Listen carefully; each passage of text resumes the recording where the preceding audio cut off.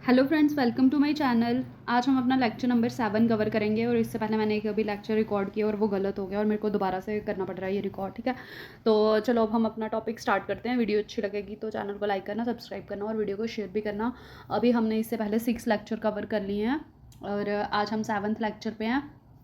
और आज हमारा ये सेकंड लास्ट लेक्चर है किसके अकॉर्डिंग, ऑपरेंट कंडीशनिंग के अकॉर्डिंग और लर्निंग के हिसाब से 7th लेक्चर चल रहा है। ठीक है, तो आज हमने कवर करना है रीइंफोर्समेंट शेड्यूल। इससे पहले हम classical conditioning, operant conditioning, technique सब कवर कर चुके हैं। ठीक है, तो चलो अब हमारा टॉपिक स्टार्ट करते हैं। सबसे पहले आ गया रीइंफोर्समेंट शेड्यूल्स। सबसे पहला आ गया आपका कॉन्टीन्यूस रीइंफोर्समेंट और दूसरा आ गया आपका क्या, पार्शियल रीइंफोर्समेंट। कॉन्टीन्यूस रीइंफोर्समेंट क्या होती है? In which every occurrence of a particular behaviour is reinforced, जिसमें क्या होता है हर एक बिहेवियर, जो भी बिहेवियर आप परफॉर्म कर रहे हो उसको क्या होता है, रीइंफोर्स किया जाता है, उसके लिए आपको रीइंफोर्समेंट दी जाती है। ठीक है, फिर दूसरा आ गया इज यूज्ड फॉर इस्टेब्लिशिंग और स्ट्रेंथनिंग न्यू बिहेवियर। और ये किसके लिए यूज़ होता है?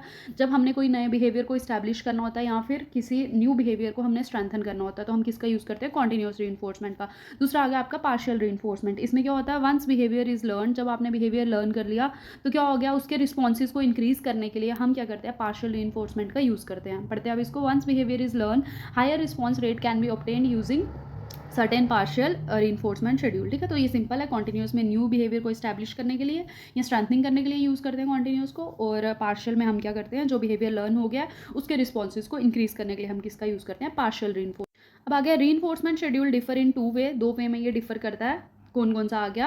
Ratio schedule and interval schedule. ठीक है, रेशियो शेड्यूल क्या आ गया? नंबर ऑफ रिस्पॉन्सेज मेड, कि कितने नंबर के बाद रीइंफोर्समेंट मिल रही है, कितने रिस्पॉन्स करने के बाद आपको रीइंफोर्समेंट मिल रही है, वो रेशियो शेड्यूल आ गया। दूसरा आ गया पैसेज ऑफ टाइम, कि कितने टाइम के बाद मिल रही है रीइंफोर्समेंट, तो वो क्या आ गया आपका?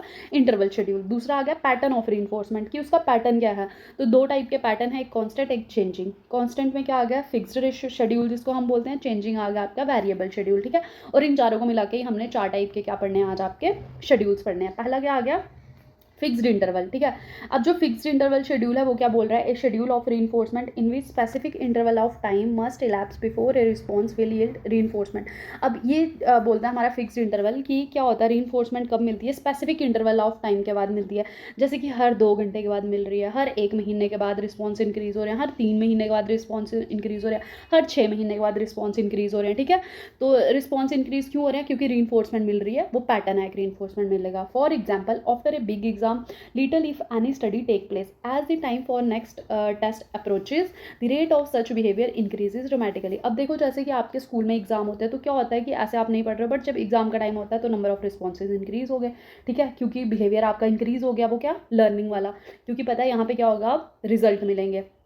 फिर क्या हो गया, फिर जब पेपर हो गया फिर परफॉर्मेंस डिक्रीज, जैसे पेपर आते हैं फिर परफॉर्मेंस इंक्रीज, फिर परफॉर्मेंस डिक्रीज, फिर परफॉर्मेंस इंक्रीज। तो ये क्या है, reduce rate of study after each exam. तो हर एक एग्जाम के बाद क्या हो रहा है, जो आपका स्टडी का रेट है, जो आपने पढ़ने की आपका टाइम है, वो क्या करते हो आप, कम कर देते हो। या पढ़ने का जो भी मतलब जितना पढ़ने के लिए टाइम लगा रहे हो या जितने एफर्ट्स लगा रहे हो वो आप कम कर देते हो। ठीक है, तो ये क्या है आपका फिक्स्ड इंटरवल। तो फिक्स्ड इंटरवल मतलब हर एक फिक्स इंटरवल के बाद आप अपनी परफॉर्मेंस इंक्रीज करते हो। दूसरा आ गया वेरिएबल इंटरवल शेड्यूल, और ये सारे हमारे पार्शियल रीइंफोर्समेंट के वो हैं टाइप्स। वेरिएबल इंटरवल शेड्यूल क्या बोलता है? Reinforcement is given to a response after specific amount of time has passed. ठीक है, तो इधर क्या हो रहा है कि रीइंफोर्समेंट मिलती है, बट कब? जब एक स्पेसिफिक टाइम आपका, और वो जो आपका स्पेसिफिक टाइम की हम बात कर रहे हैं वो टाइम आपका अनप्रिडिक्टेबल है। ठीक है, unpredictable amount of time, but this amount of time is on changing और वेरिएबल शेड्यूल। और ये जो टाइम है वो चेंज हो रहा है और कोई कांस्टेंट उस पर चेंज नहीं हो रहा। हो सकता है कि जैसे 1 घंटे के बाद कोई रीइंफोर्समेंट मिले, हो सकता है 2 के बाद मिल रही हो सकता है 3 के बाद मिल रही हो। तो ये जो टाइम है ये क्या है, डिफरेंट है। बट जहाँ हमने पहले बात की थी फिक्स्ड इंटरवल की, तो वहाँ पे क्या हो रहा था, हर 1 महीने के बाद अगर एग्जाम हो रहा है तो हर 1 महीने के बाद आपकी परफॉर्मेंस इंक्रीज हो रही है।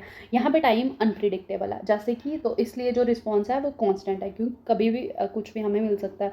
जैसे कि फिशिंग आ गया, कॉलिंग कस्टमर केयर आ गया, तो इधर जो कॉन्स्टेंट रेट ऑफ रिस्पॉन्डिंग हमें मिलते हैं। ठीक है, दूसरा आ गया हमारा fixed ratio schedule, in which reinforcement occur only after a fixed number of responses have been emitted. तो फिक्स्ड रेशियो में क्या आ गया, जब आप particular fix number of response दोगे उसके बाद आपको रीइंफोर्समेंट मिलेगी। जैसे हमने एक रैट वाला वो पढ़ा था एक्सपेरिमेंट, तो उसमें क्या हो रहा था कि जैसे वो 5 बार लीवर को प्रेस कर रहा है फिर जाके उसको फूड मिल रहा था, तो वो जो 5 टाइम फिक्स हुआ है, हर 5 के बाद उसको रीइंफोर्समेंट मिलती है, वो फिक्स्ड रेशियो है। जैसे कि इधर एग्जाम्पल दी है salesman, fix number of responses के बाद उसको रिवॉर्ड मिलता है कि वो पर्टिकुलर अपनी 10 आइटम्स का बेचेगा, सेल करेगा, तो उसके बाद क्या होगा, उसको रीइंफोर्समेंट मिलेगी। बट उसमें भी क्या होता है, ये आगे फर्स्ट 10 आइटम्स तब तक इसकी परफॉर्मेंस इंक्रीज़ है, उसको पता है अब 10 हो गया मेरा टारगेट पूरा, फिर वो थोड़ी कम कर देगा परफॉर्मेंस। फिर जब उसको रीइंफोर्समेंट मिल गई, रिवॉर्ड मिल गया, फिर परफॉर्मेंस इंक्रीज़ हो जाएगी नेक्स्ट टारगेट को अचीव करने के लिए, फिर परफॉर्मेंस वो थोड़ी लो कर देगा। तो इसका ऐसे पैटर्न रहता है। किसका? Brief pause after each work item is completed. तो ब्रीफ पॉज हो जाएगा किसमें? परफॉर्मेंस में, जब क्या होगा, उसका काम कंप्लीट हो जाएगा, उसने अपना टारगेट को कंप्लीट कर लिया होगा। तो यह है फिक्स्ड रेशियो। फिर आ गया उसका वेरिएबल रेशियो। वेरिएबल रेशियो आ गया in which reinforcement is delivered after a variable number of responses has been performed. तो इसमें क्या है कि जब वेरिएबल नंबर ऑफ रिस्पॉन्सेज वो परफॉर्म करेगा तभी जाकर रीइंफोर्समेंट मिलेगी। एग्जाम्पल आ गया आपका लॉटरी सिस्टम, गैम्बलिंग। तो जैसे कि पता नहीं है कि कितनी बार हम गैम्बलिंग करेंगे, कितनी बार हम गेम खेलेंगे कि हमें क्या मिलेगा, रिवॉर्ड मिलेगा। तो ये क्या, इसमें भी क्या होता है, जो constant high rate of responses रहते हैं किसमें? वेरिएबल रेशियो शेड्यूल में। ठीक है। Variable ratio schedule also result in behaviour that are highly resistant to extinction. अब ये जो वेरिएबल रेशियो शेड्यूल है, ये कौन से बिहेवियर में रिजल्ट करता है? कौन सा बिहेवियर इससे हमारा डेवलप होता है कि जो बिहेवियर छुड़ाना बहुत ज़्यादा मुश्किल होता है, जबकि once they that persist even when reinforcement is no longer available. जब रीइंफोर्समेंट नहीं भी मिल रही हो फिर भी हम वो बिहेवियर को परफॉर्म करेंगे। तो वो क्या आ गया हमारा वेरिएबल रेशियो शेड्यूल है, जो क्या है हमारा, रेजिस्टेंट टू एक्सटेंशन है, और इसको हम पार्शियल रीइंफोर्समेंट इफेक्ट भी बोलते हैं। अब आगे जो हमने चार अपने क्या शेड्यूल्स पढ़े, तो स्ट्रॉन्गेस्ट टू वीकेस्ट कौन सा है? तो आ गया वेरिएबल रेशियो, फिर फिक्स्ड रेशियो, फिर वेरिएबल इंटरवल, फिर फिक्स्ड इंटरवल। क्यों है ये ऐसा, क्यों लग रहा होगा? क्योंकि वेरिएबल में तो कांस्टेंट रेट रह रहे हैं, बट फिर भी रेशियो वाला, फिक्स्ड वाला पहले क्यों आ रहा है?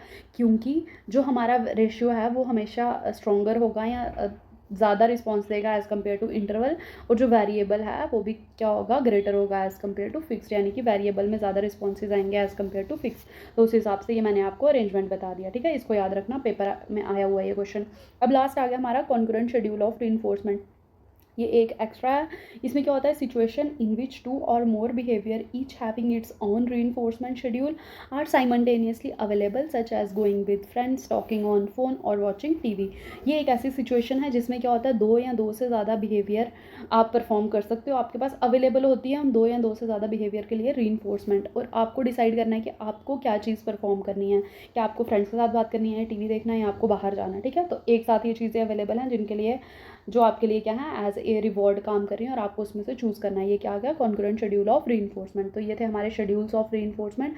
उसके बाद हमारा नेक्स्ट टॉपिक जो रहेगा वो होगा ऑपरेंट कंडीशनिंग, एक कॉग्निटिव पर्सपेक्टिव पे, जिसमें लर्नड हेल्पनेस पढ़ेंगे, टेम्परल कॉन्टिग्यूटी और प्रिडिक्टेबिलिटी आ गया, और आ गया कंट्रास्ट इफेक्ट पढ़ेंगे, बहुत इंपॉर्टेंट है, पेपर में आता है बहुत बार। और ये कंट्रास्ट इफेक्ट के बारे में विलियम वुंड और जो जॉन लॉक ने बोला। ठीक है, वो सारी चीज़ें, और इसके साथ ही हमारी ऑपरेंट कंडीशनिंग कंप्लीट हो जाएगी। नोट्स के लिए आप वीडियो पॉज कर करके देखो, और उसमें से नोट्स खुद भी प्रिपेयर कर सकते हो, क्योंकि खुद से लिखना चाहिए आपको, तभी आएगा ज़्यादा अच्छे से। और वीडियो अच्छी लगी होगी तो लाइक करना, चैनल को सब्सक्राइब करना, वीडियो को शेयर करना, और बाकी वीडियोज़ के लिए आप सीरीज़ को ज्वाइन कर लेना, और PYQ के लिए एक और सीरीज़ चल रही है, उसको ज्वाइन करना। अब उसमें बहुत जल्दी मैं मेमोरी के MCQ अपलोड करने वाली हूँ। ठीक है, थैंक यू।